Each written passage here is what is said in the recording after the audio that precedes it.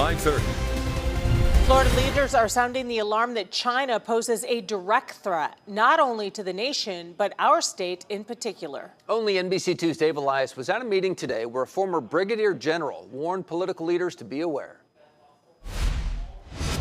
Well, local and state officials were here today for a roundtable discussion, and the focus, foreign threats facing Florida, and in particular, the government of China. This flyer warning of foreign threats facing Florida. We see Chinese police stations in our cities. None of those stations, though, in the state of Florida, and the Chinese government says they provide services to citizens. Retired Brigadier General E. John Teichert warning China poses a threat. We see Chinese communist clubs on our campuses. According to 2020 data from the U.S. Department of State, there are 67 such clubs operating across the country. The Chinese are well aware of the fact that they want to take the new growth over. And while the communist country has posed concerns, they have a real threat to everyone in this room. So have many other countries. We are here to raise awareness of the dangers of Chinese influence. A point I brought up. I think conspicuously absent was the talk of Russia at all.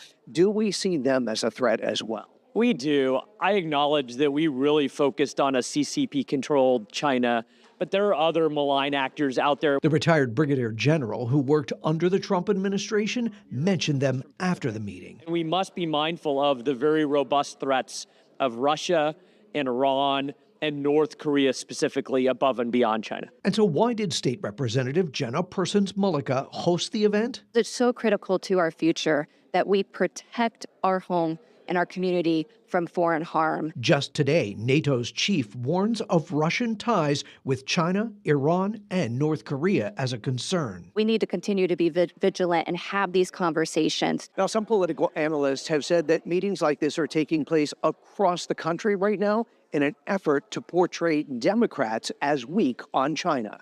In Lee County, Dave Elias, NBC2.